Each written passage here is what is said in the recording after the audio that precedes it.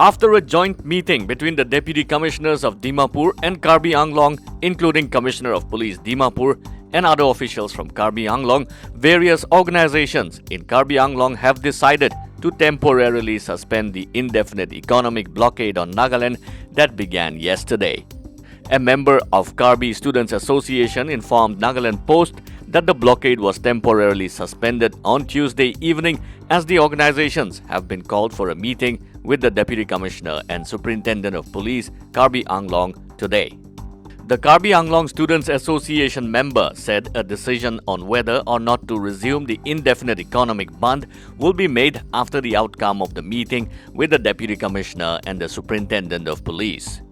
Earlier during the day, hundreds of volunteers under the banner of Karbi Students Association blocked the highway at Dilai and Sarihajan under Bokajan subdivision, barring entry of goods-laden trucks and other vehicles entering Dimapur, the commercial hub of Nagaland.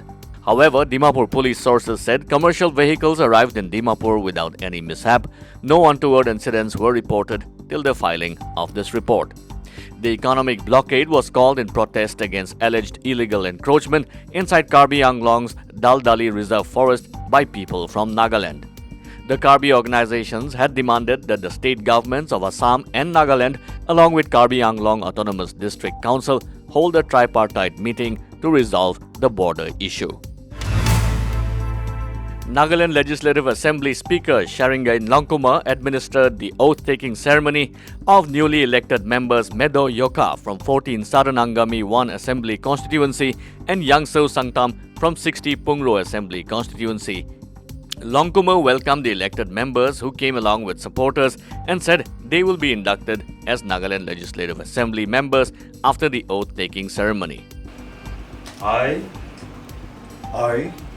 Sri Medo Yoka, having been elected as a member of the Nagaland Legislative Assembly, do swear in the name of God that I will bear true faith and allegiance to the Constitution of India as by law established, that I will uphold the sovereignty and integrity of India, and that I will faithfully discharge the duty upon which I am about to enter.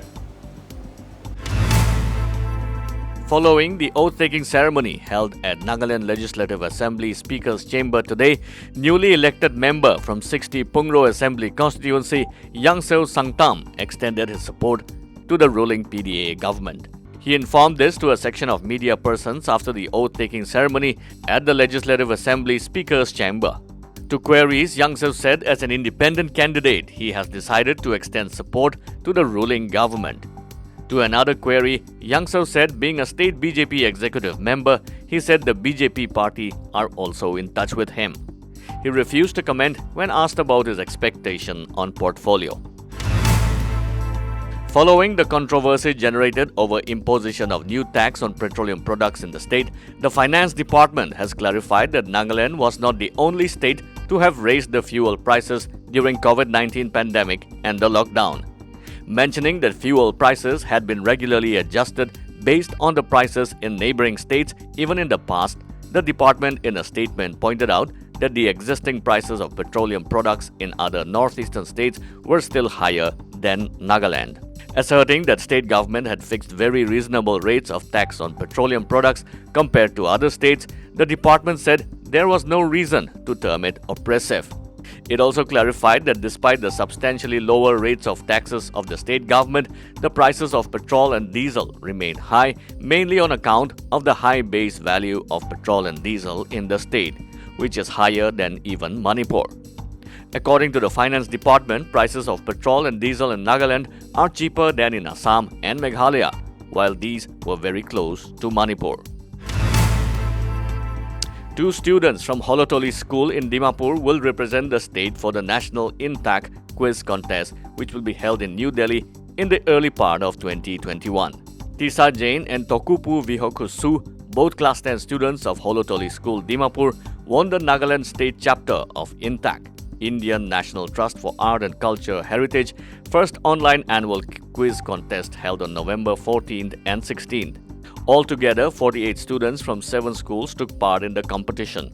Christina Memorial, Christian Higher Secondary School, Charis Academy, El Shaddai, Holotoli School, Bethesda and Delhi Public School. The intact Nagaland organizing team consisted of moderators Aku Ziliang and Attila Jamir. Intact life members under the guidance of convener Padmashri Sentila T. Younger. Uruguay's top goal scorer Luis Suarez has tested positive for COVID-19 and will miss their World Cup qualifier against Brazil, local football chiefs said. The positive test also means Suarez will miss his club Atletico Madrid's La Liga outing against Barcelona, which would have been the first time he ran out against his former team. Tests have been carried out on all the members of the national team, with the result that the players Luis Suarez and Rodrigo Munoz and the official Matias Farral have tested positive for COVID-19, the Uruguayan Football Federation said in a statement. Brazil tops the round-robin South American qualifying group for the 2022 finals in Qatar with 9 points from 3 games, Argentina on 7, Ecuador on 6 and Uruguay on 6 points. The next FIFA World Cup will be held in Qatar in the year 2022. With positive cases rising all across the nation, the COVID-19 status of northeastern states are: